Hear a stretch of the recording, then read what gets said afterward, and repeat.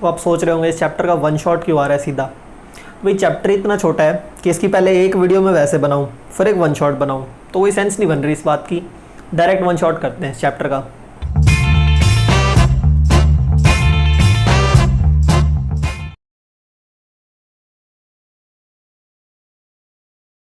So hey guys, my name is Sarthak and welcome to Benzon. और आज करते हैं अमाइंस चैप्टर का वन शॉट। तो अमाइंस चैप्टर में स्टार्ट करते हैं। तो अमाइंस होते क्या हैं? जो नाइट्रोजन कंटेनिंग कंपाउंड्स होते हैं उन्हें अमाइंस कहते हैं। अब अमाइंस का स्ट्रक्चर देखो, 3 बॉन्ड्स नीचे बन रही है और एक लोन पेयर है ऊपर, तो इसकी शेप कौन सी हो गई? टेट्राहेड्रल। टेट्राहेड्रल शेप हो गई। अब यहाँ पे लेट कर लो R1 R2 R3 चीज़ें लगी हुई है अमाइन पे, एक नाइट्रोजन पे। ये हाइड्रोजन भी हो सकते हैं, ये कुछ कार्बन के कंपाउंड भी हो सकते हैं, मिथाइल हो सकते हैं, इथाइल हो सकते हैं, बेंजीन हो सकते हैं। तो ऐसे कुछ कुछ चीज़ें लगी हुई है यहाँ पे। अब टेट्राहेड्रल में बॉन्ड एंगल क्या होता है? 109 डिग्री और 28 मिनट्स ये बॉन्ड एंगल होता है। लेकिन ये तब होता है कि जब ये कार्बन है, कार्बन या नाइट्रोजन कुछ भी लगा लो ऐसे, और चारों बॉन्ड्स बनी हुई हैं, तब होता है ये। लेकिन यहाँ क्या है? यहाँ पे एक लोन पेयर है खाली। अब ये लोन पेयर है, ये लोन पेयर इन बॉन्ड से रिपल्जन करेगा। तो रिपल्जन से क्या होगा कि इनके बीच का जो एंगल होगा ना वो 109 और 28 से कम हो जाएगा। ये एंगल कितना हो जाएगा? ये हो जाता है 108 डिग्री। ठीक है, तो इसका एंगल थोड़ा बॉन्ड एंगल कम हो जाता है। अगर क्वेश्चन वोश्चन आ रहा है देख लेना। तो अब देखते हैं प्रेपरेशन अमाइंस की कैसे होती है। कुछ चीज़ें ऐसी हैं जो एल्डिहाइड में पढ़ेंगे हम, जो यहाँ पे रिलेट होगी, वो बाद में रिलेट हो जाएगी, लेकिन कोई प्रॉब्लम नहीं आएगी उसमें ज़्यादा। तो प्रेपरेशन में देखो कि RNO2 अगर ये नाइट्रो कंपाउंड है हमारे पास और किसी तरह हम इसकी अगर वो रिडक्शन करा सकें, NO2 की रिडक्शन करा दें हम, तो हमें RNH2 मिल जाएगा। अब रिडक्शन के मेथड देखो, ये सारे एक साथ लिख दिए हैं वैसे, लेकिन इनमें से कोई दो लेते हैं, H2 या तो PD के साथ, Ni के साथ या PT के साथ। इनमें से किसी एक मेटल में H2 होता है तो उससे रिडक्शन कराते हैं। इथेनॉल यहाँ पे सिर्फ सॉल्वेंट है, ये सॉल्वेंट की तरह एक्ट करेगा। अब यही रिएक्शन बेंजीन में कराएं अगर, तो बेंजीन वाले कंपाउंड में भी एक तो हम इसी प्रोसेस से करा सकते हैं, सेम यही वाला, इथेनॉल और H2 डाल के मेटल में। दूसरी चीज़ क्या है कि टिन और HCl, इसके थ्रू भी रिएक्शन करा सकते हैं ये। लेकिन होता क्या है कि टिन वाली पहली जब डिस्कवर हुई ये रिएक्शन, तो टिन आता है महंगा। टिन कुछ 6 से 8 हज़ार रुपये पर किलो लगा लो, काफ़ी महंगा है। और दूसरी तरफ है आयरन। आयरन कितना सस्ता होता है? 60 से 80 रुपये किलो आयरन आ जाता है, यही रेट है कुछ। तो आयरन अगर HCl के साथ डालें तो पहली चीज़ ये सस्ता पड़ेगा। दूसरी चीज़ क्या होगी कि Fe और HCl यहाँ पे बनाते हैं FeCl2। जो FeCl2 बना है ये फिर से हाइड्रोलाइज हो जाता है और उससे HCl बाहर निकल जाता है। तो थोड़ा सा भी HCl डाल दो ना अगर, तो ये रिएक्शन चलती रहेगी। तो थोड़े से रिएक्टेंट में, थोड़े से कैटलिस्ट में काम हो जाता है हमारा। यहाँ पे एनिलिन मिल जाता है, इसको एनिलिन कहते हैं। एनिलिन मिल जाता है यहाँ पे हमें नाइट्रोबेंजीन से। तो आगे देखते हैं दूसरी प्रिपरेशन क्या है, एल्काइल हैलाइड से। अब एल्काइल हैलाइड है कोई, उसमें अगर NH3 डालेंगे तो पहले तो एक कॉम्प्लेक्स बनेगा यहाँ पे। अब कॉम्प्लेक्स में ये मत देखना है नाइट्रोजन की वही 3 बॉन्ड यहाँ बनी है, चौथी ये है, पांचवी ये है। पांचवी कैसे बन गई? ठीक है, क्योंकि सेकंड पीरियड का है। सेकंड पीरियड में कितनी? सिर्फ 4 बॉन्ड बनाते हैं, 4 से ऊपर उनकी वो नहीं हो सकती, तो 5 बॉन्ड नहीं बना रहे हैं यहाँ पे। अब देखो नाइट्रोजन ने 3 बॉन्ड हाइड्रोजन के साथ बनाए, एक R के साथ बनाया, तो इस पर पॉजिटिव चार्ज आ गया क्योंकि एक इलेक्ट्रॉन बचा, पॉजिटिव चार्ज बचा इस पर। दूसरा X है जो हमारे पास, X हैलोजन है, इस पर नेगेटिव चार्ज है पहले से। तो इन दोनों में N पे और X में सिर्फ अट्रैक्शन है, बॉन्ड नहीं बनी है यहाँ पे। इसके पॉजिटिव में, इसके नेगेटिव में अट्रैक्शन हो रही है बस, ऐसे देखना है इसको। अगर इसके अंदर हम डाल देते हैं NaOH, तो NaOH डालने से क्या बनेगा? NaOH से क्या होगा कि NaHO वो तो X को ले जाएगा, ठीक है, और जो OH है वो यहाँ से एक हाइड्रोजन ले जाएगा। वाटर मॉलिक्यूल बाहर हो गया, हमारा यहाँ सॉल्ट बाहर हो गया, RNH2 मिल गया हमें, अमाइन मिल गया। लेकिन प्रॉब्लम क्या आती है, अब ये रिएक्शन एक एक मोल नाप के तो करते नहीं है। अगर RX है जो वो ज़्यादा होता है क्वांटिटी में, तो RX ज़्यादा होने से क्या होता है कि रिएक्शन आगे आगे चलती रहती है। अब इसमें तो ये चीज़ NaOH RX ये सब साथ में डालेंगे हम रिएक्शन में, तो अगर RX ज़्यादा होगा तो उससे क्या होता है कि और एक्स हटता है, हाइड्रोजन लेता है और यहाँ पे R2NH बन जाता है। सेम प्रोसेस रिपीट हो गए, R2NH बना और RX हो अगर तो R3N बनता है, और डालो तो ये क्वाटरनरी सॉल्ट बन जाता है। इसको लिख लो क्वाटरनरी सॉल्ट।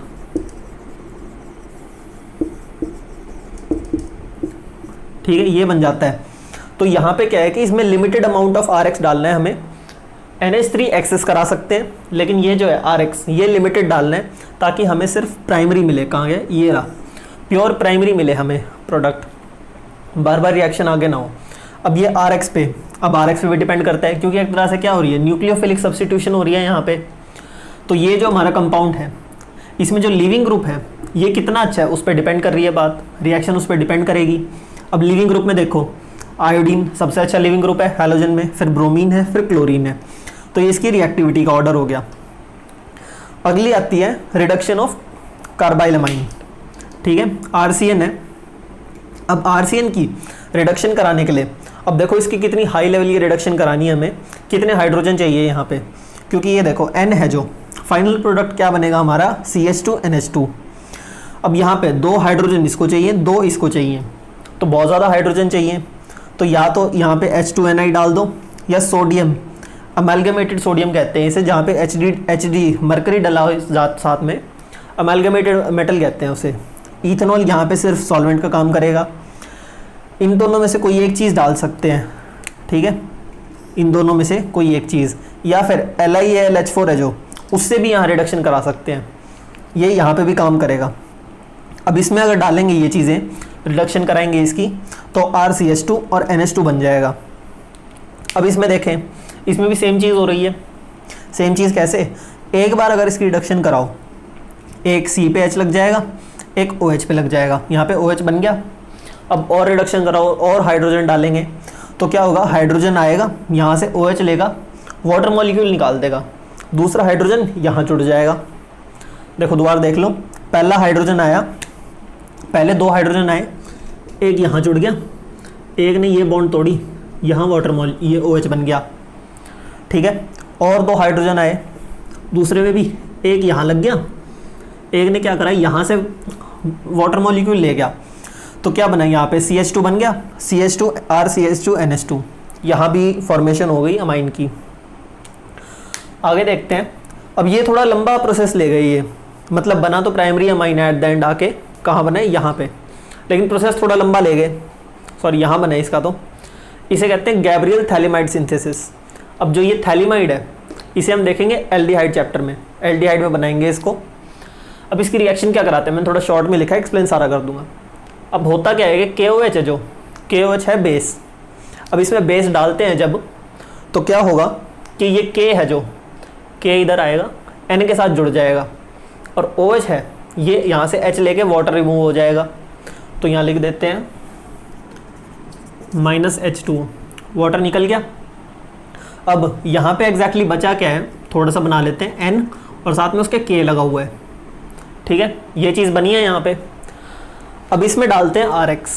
अब इसमें RX डालेंगे जब, जो भी हमें यहाँ पे अमाइन बनाना है उसके कॉरेस्पॉन्डिंग RX डालेंगे यहाँ पे। अब RX डालने से क्या होगा, यहाँ पे X है जो, वो तो K को ले जाएगा। ठीक है, सॉल्ट बाहर हो गया, और R है, R N के साथ जुड़ जाएगा, R N के साथ जुड़ा, यहाँ पे ये फॉर्म हो गया, फॉर्मेशन हो गई इसकी। अब इसमें डालते हैं बेस। बेस डालेंगे इसमें, NaOH डाला, यहाँ पे NaOH से क्या होगा, यहाँ पे 2 मोल चाहिए NaOH के भी, 2 मोल NaOH डाला, दोनों ONA निकल के यहाँ पे यहाँ लग गए कार्बन के साथ। ठीक है, ONA कैसे लगे, अब ये देखो, ये दोनों O है जो, ये रेजोनेंस में आ सकते हैं। ठीक है, रेजोनेंस स्टेबिलिटी आ सकती है इन दोनों में भी, इन दोनों में भी, तो इसलिए ONA यहाँ लग जाएगा, और N के साथ दोनों हाइड्रोजन निकल के N के साथ लग जाएंगे, और ये हमें प्राइमरी अमाइन मिल जाएगा। यहाँ पे ये प्राइमरी अमाइन मिल गया। अगली रिएक्शन है, इसका नाम नहीं लिखा कहीं, इसका नाम लिख लेते हैं, Gabriel phthalimide, Gabriel phthalimide synthesis. Next reaction आती है जो, वो आती है हॉफमैन ब्रोमोमाइड। Hoffmann bromamide. ठीक है। अब हॉफमैन ब्रोमाइड रिएक्शन में क्या होता है कि यहाँ पे भी RCONH2 लेते हैं, ठीक है, अमाइड लेते हैं, अमाइड कहते हैं इस कंपाउंड को जिसमें CO लगाओ और NH2 लगाओ, अमाइड कहते हैं इसे। अब यहाँ पे भी हमने अमाइड लिया था, इधर अमाइड से स्टार्ट करा था, रिडक्शन कराई थी, यहाँ भी कुछ ऐसा ही हो रहा है। यहाँ पे क्या होता है कि ब्रोमीन Pr2 लेते हैं और साथ में NaOH लेते हैं, इसके रिएक्टेंट्स है हॉफमैन ब्रोमाइड रिएक्शन के Br2 और NaOH। अब इसमें प्रोडक्ट कई सारे बनते हैं। प्रोडक्ट क्या बना कि NaOH और Br2 डालें तो पहले तो यहाँ से CO है जो, ये CO निकल जाता है, ये खास बात है इस रिएक्शन की। यहाँ पे क्या होता है, साइड होकर दिखाता हूँ, ये जो CO है यहाँ पे C डबल बॉन्ड O है, इसका CH2 बन जाता है, लेकिन यहाँ पे है, ठीक है। इस रिएक्शन में क्या होता है कि यहाँ पे CO हम बाहर निकाल सकते हैं, एक स्टेप छोटा अमाइन बना सकते हैं हम। तो यहाँ पे अब यहाँ पे डिफरेंशिएट भी करना हो अगर कि भाई ये रिएक्शन लगी है, सिर्फ रिडक्शन हुई है या हॉफमैन ब्रोमाइड रिएक्शन लगाई है, तो कार्बन काउंट करना। अगर कार्बन एक से कम हो रहा है तो हॉफमैन ब्रोमाइड है, सेम रह रहे हैं तो ये रिएक्शन है। अभी CONH है, NH2 है, पहले तो RNH2 मिल गया, Na2CO3 मिल गया, साथ में NaBr निकलेगा और वाटर मॉलिक्यूल निकलेगा एक। तो ये सारी चीज़ें इसमें रिमूव हो जाती हैं। चलो फिजिकल प्रॉपर्टीज़ देखते हैं थोड़ी। फिजिकल प्रॉपर्टीज़ में वही, अब यहाँ पे ना तुम्हें एक रिपीटेड पैटर्न लगने लगेगा कि सारे चैप्टर में वही चीज़ रिपीट हो रही है, मतलब उसी टाइप की चीज़ें उस चैप्टर में है, अगले चैप्टर में भी वही है, नेक्स्ट चैप्टर में भी वही है। तो ऑर्गेनिक डरने की चीज़ नहीं है, ध्यान से करोगे एक बार बहुत है, ठीक है। अब फिजिकल प्रॉपर्टीज़ में पहली चीज़ आती है solubility. Solubility in water, water में सॉल्युबिलिटी देखेंगे। अब वाटर में क्या होता है, लोअर अमाइंस आर सॉल्युबल। अब लोअर सॉल्युबल क्यों होते हैं, क्योंकि भाई वैसे तो यहाँ देख लो कि नाइट्रोजन है जो लोन पेयर है, अब नाइट्रोजन भी हाइड्रोजन बॉन्डिंग कर सकता है तो ये सॉल्युबल होगा वाटर में ज़रूर, लेकिन इसके साथ नाइट्रोजन के साथ एक R पार्ट लगा होता है। ये R पार्ट क्या होता है, ऑब्वियसली ये होता है हाइड्रोफोबिक, तो ये इसको सॉल्युबल होने से रोकेगा। जैसे जैसे R की पावर बढ़ जाएगी, मतलब R ज़्यादा बड़ा होता जाएगा, ये सॉल्युबिलिटी लूज़ करेगा अपनी। तो लोअर अमाइंस आर सॉल्युबल, बड़े वाले सॉल्युबल नहीं होते, ठीक है। बॉइलिंग पॉइंट देखो, अब बॉइलिंग पॉइंट में भी यही चीज़ है। अब ये हाइड्रोजन बॉन्डिंग करेगा अगर, तो जो बाकी RNH2 हैं ऐसे अमाइंस हैं, इसके पास भी लोन पेयर है, तो ये जो हाइड्रोजन है ऐसे बना लेते हैं, ये इसके साथ भी तो कर सकता है, यहाँ भी हाइड्रोजन बॉन्डिंग हो जाएगी, तो इसका बॉइलिंग पॉइंट भी ज़्यादा होता है। नॉर्मल जो एल्केन्स होते हैं उनसे ज़्यादा बॉइलिंग पॉइंट होता है इनका। अब उसमें भी देखो हाइड्रोजन बॉन्डिंग का जो वो होगा लेवल होगा, कैसे होगा कि प्राइमरी में 2 हाइड्रोजन है तो ये ज़्यादा हाइड्रोजन बॉन्डिंग कर पाएगा। सेकेंडरी में, यहाँ सेकेंडरी देखें 1 हाइड्रोजन है, ये थोड़ी कम करेगा। टर्शरी में है ही नहीं, वो करेगा ही नहीं। तो इसका ऑर्डर देख लो, प्राइमरी सबसे ज़्यादा बॉइलिंग पॉइंट, सेकेंडरी थोड़ा उससे कम, टर्शरी और भी कम। Almost same to corresponding alcohol, जो इसके सेम साइज़ के एल्कोहल होंगे, मतलब मीथेनॉल और मीथेनमाइन, इन दोनों के मिथाइलमाइन, इन दोनों के सेम से मिलेंगे, ठीक है, बॉइलिंग पॉइंट्स। दूसरा अगली चीज़ आती है बेसिसिटी। बेसिसिटी क्या है, अमाइंस आर बेसिक, ये बेसिक होते हैं, क्यों होते हैं, acts as Lewis base due to lone pair. अब इस पे लोन पेयर है अमाइन पे, तो इस पे प्रोटॉन एक्सेप्ट कर सकता है, H अटैच करवा सकता है। अगर प्रोटॉन एक्सेप्ट करेगा तो बेस की तरह एक्ट करेगा। लेकिन इसमें एक चीज़ ध्यान रखना है, लुईस बेस, ये टर्म एक बार आगे जाके दोबारा डिस्कस करेंगे छोटी सी जगह पे, लुईस बेस ध्यान रखना। दूसरा gaseous and aqueous phase, gaseous इसमें थोड़ी डिफरेंस आते हैं। अब डिफरेंस जो आते हैं वो यहाँ देख लेते हैं, इसको रब कर लेते हैं थोड़ी देर।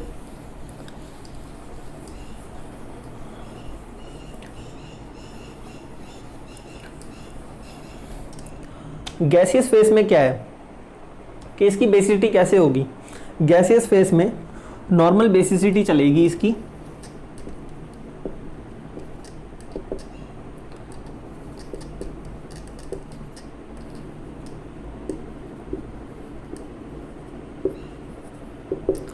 अब इसमें एक चीज़ नोटिस करो, इसमें R जो है एल्काइल पार्ट है, ये इलेक्ट्रॉन डोनेट करेगा। अब ये इसको इलेक्ट्रॉन डोनेट करेगा तो क्या होगा, इसके लोन पेयर्स हैं जो, उसकी और डेंसिटी बढ़ जाएगी, इलेक्ट्रॉन डेंसिटी बढ़ेगी और जल्दी हाइड्रोजन ले पाएगा ये, ठीक है। लेकिन अगर 2 हो जाए ऐसी चीज़, भाई और मज़ा आ गया, और डेंसिटी बढ़ेगी, 3 हो गया, ओहो बहुत पावर होगी इसमें। अब इसमें पावर आती रहेगी, जैसे अगर तो 3 डिग्री सोचो, सबसे ज़्यादा बेसिक होगा, लोन पेयर इसके सबसे ज़्यादा एक्टिव होंगे, 2 के थोड़े कम होंगे, 1 के और कम होंगे। तो गैसियस फेज में हमारे पास सीधी चीज़ आ जाती है 3 डिग्री, 2 डिग्री, 1 डिग्री और मिथाइल। लेकिन एक्वस फेज में क्या होता है, एक्वस फेज में जाके ना क्या हो जाता है, वहाँ पे थोड़े चेंज बिहेवियर करते हैं। चेंज कैसे,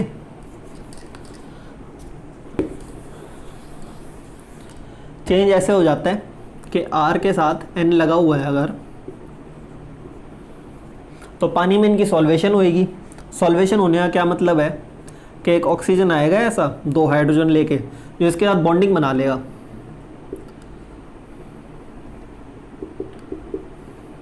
ठीक है, ऐसे ही यहाँ होगा, ऑक्सीजन आएगा बॉन्डिंग बना लेगा, तो इसकी थोड़ी पावर इधर उधर होएंगी। बाकी चीज़ क्या, एक तो सॉल्वेशन हो गई, ठीक है, और भी इसमें एस्पेक्ट आ जाते हैं कुछ और एस्पेक्ट क्या आ जाते हैं। बाकी क्या होता है इसमें, तो एक तो सॉल्वेशन, दूसरा क्या आता है कि अगर जो एल्काइल पार्ट है वो चेंज हो रहा है कि एक RNH2 है जिसमें ये मिथाइल है, ठीक है, CH3 है सिर्फ, और दूसरा एक R2NH2 है जिसमें ये इथाइल है। अब इसमें और भी पंगे हैं, इसमें स्टेरिक हिंड्रेंस भी आ गई। तो इतनी सारी चीज़ें याद रखने की ज़रूरत नहीं है, सिंपली 2 नंबर याद रखने हैं हमें। सिर्फ 2 नंबर क्या याद करने हैं, एक तो 213 और एक 231, याद हो जाएंगे 2 नंबर। अब इसका सिंपल सी आगे चीज़ देखते हैं। 213 क्या है, 213 इनमें छोटा कौन सा है, ऑब्वियसली ये छोटा नंबर है, ये बड़ा नंबर है, तो इसको छोटे के साथ लगा दो। छोटे कौन से हैं, मिथाइल। मिथाइल अमाइन में बेसिसिटी का ये ऑर्डर है, ऑर्डर कौन सा, ऑर्डर में डिक्रीजिंग करते हैं, तो 2 सबसे ज़्यादा बेसिक होगा, फिर 1, फिर 3। ये चीज़ सिर्फ ओनली एक्वस, सिर्फ एक्वस फेज में करनी है। ये गैसियस फेज में वो सिंपल जो बेसिसिटी होती है इनकी 3 to 1 वही चलेगी, मिथाइल की भी इथाइल की भी। एक्वस फेज में ये करना है, 213 लगा दो छोटे वाले पे मिथाइल पे, 231 बड़ा नंबर है, ये लगा दो इथाइल वाले पे, बस इतना ही याद रखना है। और एंड में 231 हो गया, और जो नॉर्मल हमारा अमाइन होता है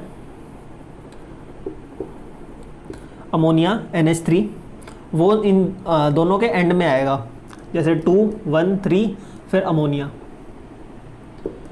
यहाँ पे भी 2, 3, 1 और फिर अमोनिया, ऐसे।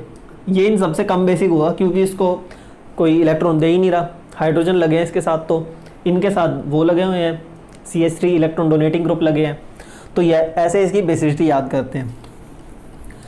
अगली चीज़ आती है, एक इसमें ना बुक में PKB का कॉन्सेप्ट भी दे रखा है। अब PKB का कॉन्सेप्ट देख के 11th क्लास याद आई होगी, इक्विलिब्रियम याद आया 11th क्लास का, तो यहाँ पे इसे डरने की ज़रूरत नहीं है। अगर 11th क्लास में नहीं पढ़ा कोई बात नहीं, PKB की बस एक बात याद रख लो कि PKB वैल्यू जितनी कम होगी, ये जितनी लोअर होगी, बेस उतना स्ट्रॉन्ग होगा, ठीक है। PKB की वैल्यू जितनी कम होगी, बेस उतना स्ट्रॉन्ग होगा। एसिडिटी में भी यही बात आ जाती है, एसिडिटी में थोड़ा चेंज हो जाता है, जैसे उसमें होता है pKa, pKa जितना लो होगा उसमें एसिडिटी उतनी हाई होगी, समझ गए। PKB लोअर करना है, बेस स्ट्रॉन्ग होगा। तो एक टेबल दे रखा है, टेबल में वैल्यूज़ याद नहीं करनी, ट्रेंड याद रख लो, ठीक है। ट्रेंड कैसे याद रखना है कि भाई कौन पहले आ रहा है, किसकी बेसिसिटी किससे कम है, तो उसमें हम क्या देखेंगे। अब एक चीज़ देखो, एनिलिन वर्सेस अमोनिया। अब इसमें क्या है, एनिलिन वर्सेस अमोनिया। वैसे तो एनिलिन होता है जो बेंजीन वाले कंपाउंड होते हैं, हर जगह स्पेशल बिहेवियर शो करते हैं, थोड़ा मोस्टली स्ट्रॉन्ग करते हैं। यहाँ ये फीका पड़ जाता है, यहाँ पे वीक हो जाता है, ये उल्टा क्यों होता है वीक, वो भी देख लेते हैं। अब इसमें एनिलिन में क्या होता है, यहाँ पे इसके पास लोन पेयर तो है, भाई हाइड्रोजन कैप्चर करना चाहता है, लेकिन बेंजीन क्या कहता है कि भाई मेरे को चाहिए लोन पेयर। ये लोन पेयर इधर आएंगे, इसके थ्रू यहाँ पे रेजोनेंस हो जाएगी। एरो ज़्यादा ही बना दिए मैंने, कोई बात नहीं, लेकिन समझ जाना, यहाँ पे रेजोनेंस होएगी। अब लोन पेयर रेजोनेंस में बिजी है, हाइड्रोजन कौन कैप्चर करेगा, तो ये कम हाइड्रोजन कैप्चर करता है। किससे कम, अमोनिया से, जो बाकी जगह सबसे लो रख रहे थे। अब अमोनिया की थोड़ी सेल्फ एस्टीम बढ़ गई कि अमोनिया से NH3 से भी छोटा ये है एनिलिन है जो वो और कम बेसिक होता है। सबसे लीस्ट बेसिक कौन सा हुआ? मोनिया, और सॉरी एनिलिन। तो पीकेबी टेबल में देखोगे अगर वैल्यू इसकी सबसे नीचे एनिलिन मिलेगा, उससे भी नीचे बाकी चीज़ें मिलेंगी। वैसे एनिलिन के ही डेरिवेटिव्स होंगे वो भी, लेकिन एक काफ़ी नीचे मिलता है एनिलिन वाला कंपाउंड। अब यहाँ देखते हैं, अब आती है कुछ रिएक्शंस। पहली आती है एल्काइलेशन रिएक्शन। एल्काइलेशन रिएक्शन कैसे? RNH2 है, एल्काइलेशन में क्या करते थे हम? RX डालते थे। अब इसमें RX डालेंगे बेसिक मीडियम में, बेस डालना है यहाँ पे बन जाएगा RNHR, जो RX R है जो N के साथ आगे लग जाएगा, और X है वो एक हाइड्रोजन लेके बाहर हो जाएगा। यहाँ पे एसिड बाहर हो गया ये, और ये एक कंपाउंड मिल गया हमें। लेकिन बाई चांस, अब तो पॉसिबिलिटी हो सकती है कहीं, यहाँ पे RNH2 हमने प्राइमरी कंसिडर करा है, अगर मान लो ये टर्शरी हो जाता है, ऐसे बना हुआ है कंपाउंड, इसमें हम HX डालेंगे, सॉरी RX डालेंगे, इस केस में क्या बनेगा हम देख चुके हैं क्या बनता है। कहाँ देखा था? स्टार्टिंग में। यहाँ पे क्या लग जाएगा? चलो नॉर्मल वैसे ही लिख देते हैं, 4 R लग जाएंगे, इस पर पॉजिटिव चार्ज आएगा, साथ में नेगेटिव चार्ज, ये कॉम्प्लेक्स बन जाता है यहाँ पे। अगर इसकी रिएक्शन हम टर्शरी के साथ कराएं, टर्शरी अमाइन के साथ रिएक्शन कराएं अगर इसकी। अब देख लेते हैं एसाइलेशन रिएक्शन। एसाइलेशन में क्या होता है? अब यहाँ पे एरो वगैरह इतने बने हुए हैं, एक बार ध्यान से सुनना, ज़रूरत पड़े रिपीट कर लेना, लेकिन समझ लेना ये चीज़। होता क्या है कि जो नाइट्रोजन के लोन पेयर है ये मारते हैं कार्बन पे अटैक। कार्बन कहता है भाई कार्बन को तो कहीं से इलेक्ट्रॉन चाहिए, मतलब यहाँ जाना है, तो ये क्या करता है? यहाँ से इलेक्ट्रॉन ले लेता है, ऐसे O से इलेक्ट्रॉन ले लिए, अब O पे आ जाता है चार्ज, ठीक है। अब यहाँ पे किसी तरह जुड़ तो गया ये, अब नाइट्रोजन से संभल नहीं रही इतनी बॉन्ड। सबसे इजी क्या है निकालना? ये हाइड्रोजन निकाल देगा, तो ये यहाँ से इलेक्ट्रॉन अंदर ले लेगा, हाइड्रोजन बाहर निकाल दिया। अब ऑक्सीजन है भाई, ये भी इलेक्ट्रॉन नेगेटिव है, ये भी अपने इलेक्ट्रॉन वापस मांगेगा। ऑक्सीजन ने इलेक्ट्रॉन वापस लिए, अब कार्बन को क्या ईजी है निकालना? लिविंग ग्रुप कौन है यहाँ पे? एक ही लिविंग ग्रुप है, क्लोरीन, ठीक है। तो इसने क्लोरीन निकाल दिया। सारी रामायण करके एंड में क्या होता है? RNH2 CO CH3, जो नॉर्मल एसाइलेशन रिएक्शन में देखते हैं हम। लेकिन एक मेन पॉइंट है यहाँ पे, चलो पहले ये देख लो, सेम ऑकर्स विद एनिलीन। अगर यहाँ पे R में एनिलीन ले लो, यहाँ पे R में एनिलीन ले लो, तो भी रिएक्शन सेम ऑकर होती है। लेकिन this is not Friedel Crafts acylation. Friedel Crafts acylation नहीं है ये, यहाँ पे सिर्फ एल्काइलेशन, सिर्फ एसाइलेशन है। फ्रीडल क्राफ्ट में क्या होता है? इसमें डालते हैं लुईस एसिड। लुईस एसिड डालते हैं, क्या डालते हैं? AlCl3, ठीक है, FeCl3, ये चीज़ें डालते हैं, FeBr3, लुईस एसिड डालते हैं। यहाँ पे एक लाइन लिखी थी, मैंने कहा था वापस आएंगे, acts as Lewis base due to lone pair. अब ये लुईस बेस है, ये लुईस एसिड है, क्या होगा? इनकी रिएक्शन हो जाएगी आपस में। तो ये जो एनिलिन होते हैं ना, या कोई भी अमाइन ले लो ऐसे NH2, इसके अगर लुईस एसिड के साथ रिएक्शन कराते हैं तो ये इसका काम क्या होता है? लुईस एसिड कहाँ से? ऑर्थो पोजीशन को एक्टिव कर देना। तो ये ऑर्थो पोजीशन को एक्टिव नहीं करेगा, ये एनिलिन है जो यहाँ पे कंपाउंड है NH2, इसके साथ ही रिएक्ट कर जाएगा, तो आगे हमें रिएक्शन नहीं मिलती। इसलिए फ्रीडल क्राफ्ट रिएक्शन है जो, वो अमाइंस के साथ पॉसिबल नहीं है। तो अब थोड़ी आगे रिएक्शन करते हैं, और ये रिएक्शन इस चैप्टर का सबसे इंपॉर्टेंट पार्ट होने वाला है। वैसे तो डाइजोनियम सॉल्ट सबसे इंपॉर्टेंट था, लेकिन वो कट हो गया है, लेकिन उसे भी करेंगे। लेकिन उसके कट होने के बाद ये सबसे इंपॉर्टेंट आ जाता है। अब यहाँ पे है टेस्ट। ये टेस्ट किस चीज़ के लिए है? ये है अमाइंस पहचानने के लिए कि किस टाइप का अमाइन है, 1 डिग्री, 2 डिग्री, 3 डिग्री, वो पहचानने के लिए टेस्ट है।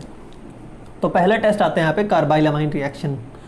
अब इसमें क्या होता है? एक प्राइमरी अमाइन लेते हैं, ठीक है, उसमें डालते हैं क्लोरोफॉर्म, CHCl3 क्लोरोफॉर्म होता है। इसमें क्लोरोफॉर्म डालेंगे, साथ में डालेंगे बेस KOH, उसको हीट करेंगे, तो यहाँ पे RNC मिलता है हमें, RNC कार्बाइल अमाइन, साथ में KCl निकल जाता है, H2O निकल जाता है। अब मेन चीज़ ये देखो, RNC है, इसका स्ट्रक्चर कैसे है? एक बॉन्ड तो R के साथ बनाई है, 2 C के साथ बना ली इसने, नाइट्रोजन ने, 3 बॉन्ड हो गई इसकी। लेकिन यहाँ पे प्राइमरी की जगह कोई और अमाइन लेके देखते हैं। इस टाइप का अमाइन ले लिया हमने, अब इसको क्या करना है, एक बॉन्ड तो R के साथ बनानी है और एक बॉन्ड, दो बॉन्ड बनानी है C के साथ। अब यहाँ पे क्या करेगा, एक हाइड्रोजन निकाल देगा ये, लेकिन C के साथ तो एक ही बॉन्ड बनी। कार्बाइल अमाइन बनाने के लिए दो बॉन्ड बनानी पड़ेगी, लेकिन R निकालना इसके लिए मुश्किल होगा। तो ये रिएक्शन सिर्फ प्राइमरी अमाइंस के लिए वर्क करती है। अब ये अमाइन कुछ भी हो सकता है, एरोमेटिक भी हो सकता है, एलिफेटिक भी हो सकता है, ठीक है। यहाँ पे बेंजीन भी हो सकता है, एनिलिन में भी ये रिएक्शन हो जाएगी। दूसरी अगला टेस्ट आता है nitrous acid test. Diazonium salt की फॉर्मेशन भी ऐसे ही होती है। इसमें क्या है, RNH2 लेते हैं, इसमें डालते हैं NaNO2 और HCl, और टेम्परेचर इसमें रखते हैं 0 से 5 डिग्री सेल्सियस। केल्विन में लिखा है 273 से 278 डिग्री केल्विन, ये इसका टेम्परेचर रखते हैं। तो इसमें होता क्या है, RN2+ और Cl-, ये डाइजोनियम सॉल्ट बन जाता है यहाँ पे, ठीक है। अब डाइजोनियम सॉल्ट यहाँ बना है, लेकिन क्या है, यहाँ पे इसकी स्टेबिलिटी नहीं है बिल्कुल भी। वाटर मिलता है, जैसे इसको H2O मिला तो ये अल्कोहल बना लेता है, और बाद में नाइट्रोजन गैस और HCl निकल जाते हैं। लेकिन मेन बात क्या है यहाँ पे, जो एल्काइल पार्ट होता है इसमें, अगर एल्काइल लगाएं हम कोई तो वो अल्कोहल बना देगा।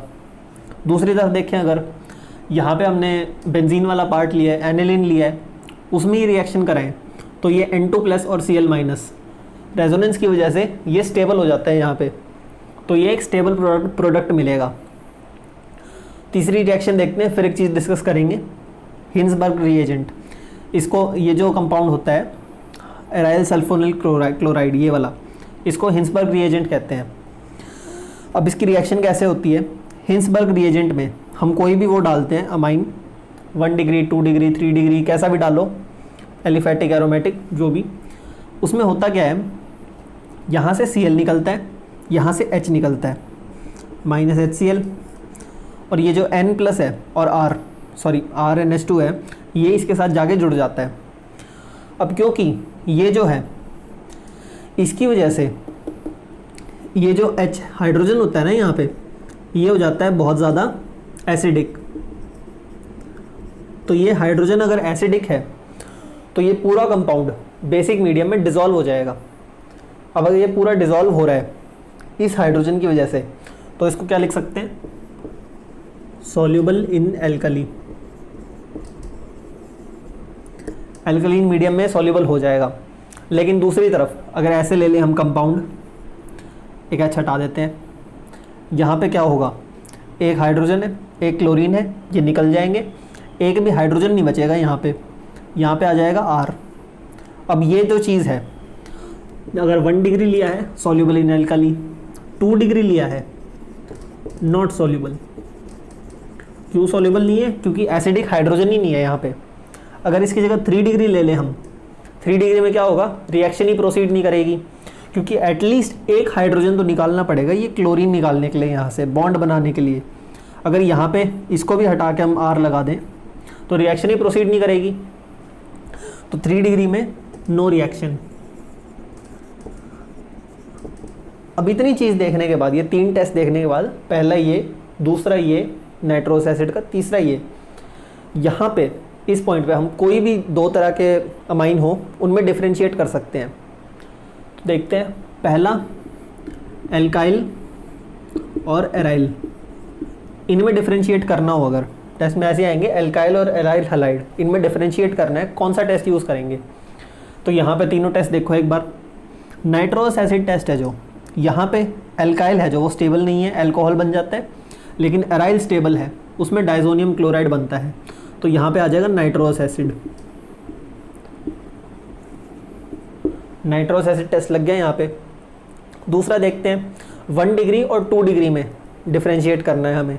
1 डिग्री 2 डिग्री में करना है अगर, तो ये टेस्ट भी ले सकते हैं, ठीक है। 1 डिग्री में रिएक्शन कर जाएगी, 2 डिग्री में नहीं करेगी। दूसरा ये टेस्ट भी ले सकते हैं, ठीक है। लेकिन तीसरी चीज़ आती है 2 डिग्री और 3 डिग्री, इनमें डिफ्रेंशिएट करने के लिए यही रिएक्शन है। क्यों? क्योंकि भाई 2 डिग्री मतलब ये रिएक्शन ना तो 2 डिग्री में काम करेगी ना 3 डिग्री में करेगी, दोनों में नहीं करेगी, तो फ़र्क पता नहीं चला। यहाँ देखो 2 डिग्री सॉल्यूबल नहीं होगा एल्काली में, लेकिन प्रोडक्ट बनेगा। 3 डिग्री में प्रोडक्ट ही नहीं बनेगा, तो यहाँ पे डिफ्रेंशिएट कर लिया दोनों में। नेक्स्ट देखो यहाँ पे रिएक्शन है एनिलीन में, ये आगे और रिएक्शंस आ रही हैं इसकी। टेस्ट यहाँ ख़त्म हो गई, ये 3 टेस्ट वाली रिएक्शन थी जिसमें टेस्ट करते हैं हम अमाइन को। नेक्स्ट रिएक्शन देखो, एनिलीन में डाल रहे हैं ब्रोमीन वाटर। अब एनिलीन की एक और ख़ास बात है, मतलब खास कहे तो डिस्कस कर चुके हैं पहले, कि जो इसके लोन पेयर होते हैं ये बड़े एक्टिव होते हैं, ठीक है। ये बेंजीन की इलेक्ट्रॉन डेंसिटी होती है काफ़ी बढ़ा देते हैं, तो उससे क्या होता है, ब्रोमीन है जो तीनों पोजीशन पे लग गया। हमें ऐसा नहीं करना, हमें तो पंगे करने, और हमें क्या करना है कि ब्रोमीन सिर्फ एक पॉइंट पे लगाना है, ठीक है, सिर्फ पैरा पे लगाना है हमें ब्रोमीन। कैसे करेंगे, उसके लिए क्या करना होगा भाई, कि जो नाइट्रोजन है यहाँ पे, ये वाला नाइट्रोजन, इसको कुछ और काम दे दो भाई। इसके लोन पेयर है जो, उनको कुछ और काम मिल गया अगर, तो वो बेंजीन की तरफ देखेंगे नहीं। और काम कैसे देंगे, पिरिडीन की प्रेजेंस में ये डाल दो यहाँ पे, ठीक है। एनहाइड्राइड डाल दें अगर यहाँ पे, एनहाइड्राइड से क्या होगा, थोड़ी थोड़ी यहाँ पे वैसी रिएक्शन आ रही है, एसाइलेशन वाली रिएक्शन, लगभग वही है। होगा क्या, ये देखो यहाँ पे COCH3 लग गया इधर, उससे क्या होगा कि ये जो लोन पेयर है और ये ऑक्सीजन है, ऑक्सीजन में डबल बॉन्ड है, ये दोनों रेजोनेंस में आ जाएंगे। नाइट्रोजन के लोन पेयर यहाँ हो गए बिजी, नाइट्रोजन के लोन पेयर यहाँ बिजी हुए। अगर इसमें ब्रोमीन डाल दें इथेनोइक एसिड की प्रेजेंस में, ये तो बस सॉल्वेंट है, ये डाल दिया यहाँ पे तो ब्रोमीन लग जाएगा। लेकिन अब एक और बात है, यहाँ पे ये हमने लगा तो दिया एक बार को, लेकिन इसे निकालना भी है बाद में। निकालने कैसे, निकालने के लिए या तो प्रोटॉन डाल दो या OH- डाल दो, दोनों केस में निकल जाएगा। अगर प्रोटॉन डाला यहाँ से क्या बनेगा, एल्डिहाइड बन जाएगा। OH- डाला तो कार्बोक्सिलिक एसिड बन के बाहर हो जाएगा। दोनों केस में हमें ये चीज़ मिल गई। सेम रिएक्शन प्रोसीड करती है नाइट्रेशन के टाइम। नाइट्रेशन में भी NH है जो, ये लोन पेयर है नाइट्रोजन के, इसकी रिएक्टिविटी ज़्यादा है, बेंजीन की इलेक्ट्रॉन डेंसिटी बढ़ा देता है, हर जगह नाइट्रोजन लग जाएंगे, हमें एक जगह लगाना है। इसमें क्या करते हैं, इसमें भी सेम चीज़ करेंगे, यही सारे करके इसकी Br2 की जगह सिर्फ नाइट्रोजन वाले कंपाउंड डालेंगे। क्या डालेंगे, HNO3 H2SO4, नाइट्रेशन हो जाएगी। लेकिन NCERT में ना थोड़ा डाटा देखते हैं अगर, तो क्या पता चलता है, पैरा कंपाउंड बनता है 51%, मेटा बनता है 47 और ऑर्थो बन रहे से 2%। अब जब मैंने पहली बार ये देखा था, मैं घर पे बैठा था, मैंने बुक देखी, मैंने ये डाटा देखा, मेरे को लगा NCERT है, सरकारी किताब है, गलत प्रिंट हो गया। लेकिन जब बाद में पढ़ा तो पता चला प्रिंट सही हो रखा है। गड़बड़ क्या थी, गड़बड़ कुछ नहीं थी, बात ये थी कि ये बहुत ज़्यादा एसिडिक कंडीशन है। सोचो HNO3 ये भी एसिड है, ये भी एसिड है, तो इतनी एसिडिक कंडीशन में एनिलीन क्या होता है, ये चेंज होने लगता है थोड़ा। ये एक और प्रोटॉन एक्सेप्ट कर लेता है, प्रोटॉन एक्सेप्ट करा, क्या बना, NH3 पॉजिटिव। अब जब पॉजिटिव चार्ज आ जाए ना किसी चीज़ पे, बेंजीन पे पॉजिटिव चार्ज है, तो वो मेटा एक्टिवेट कर देता है। अब ये मेटा एक्टिवेट करेगा तो नॉर्मल कंडीशन में पैरा एक्टिवेट है, प्लस आ जाए जब एसिडिक कंडीशन हो जाए और हावी होने लग जाए इस पर, तो मेटा भी एक्टिवेट हो जाता है। तो इस तरह हमें पैरा का भी और मेटा का भी प्रोडक्ट मिलते हैं।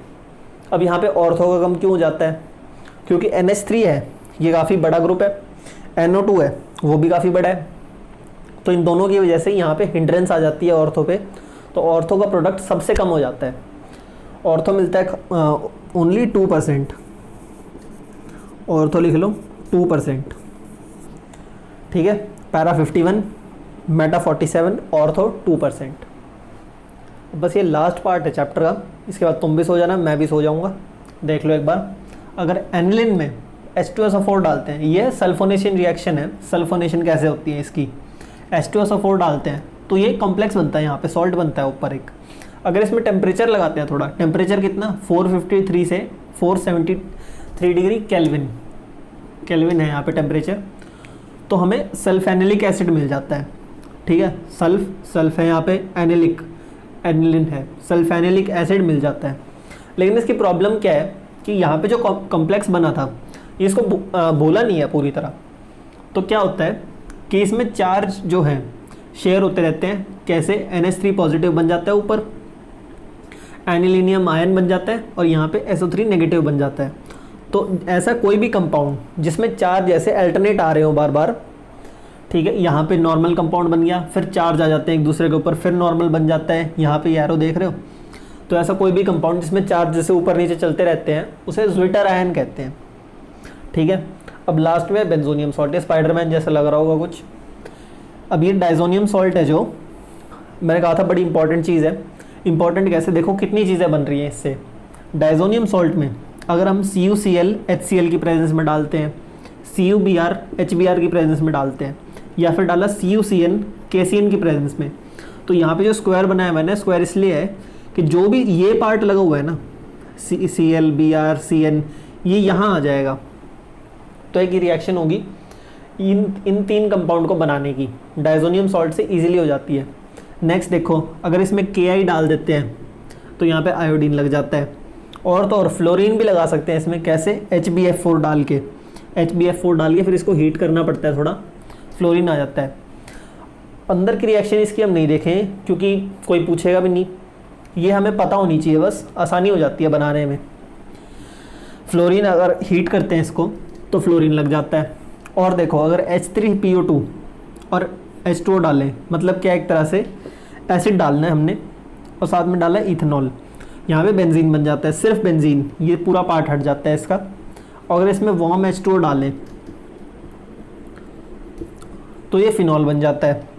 साथ में NO2 डाल लें अगर, तो HbF4 डाल लो, पहले यही वाली चीज़ करानी है, लेकिन हीट नहीं कराना, इसमें NaNO2 डाल दो तो यहाँ पे NO2 लग जाएगा। और अगर ध्यान हो तो हमने चैप्टर NO2 से स्टार्ट करा था, NO2 से रिडक्शन करके हमने एनिलीन बनाया था, तो एक तरह से पूरा राउंड करके हम चैप्टर ख़त्म कर चुके हैं, यहाँ पे NO2 बन गया। अब अगर इस वन शॉट से तुम्हें हेल्प हुई हो, चीज़ें समझ आई हो, तो वीडियो लाइक कर देना, दोस्तों को शेयर करना और चैनल सब्सक्राइब करो। ठीक है, आगे भी ऐसे ऐसे वीडियो आते रहेंगे और धीरे धीरे सारे चैप्टर निपटा देंगे हम एग्ज़ाम से पहले। तो दिस इज सार्थक साइनिंग ऑफ।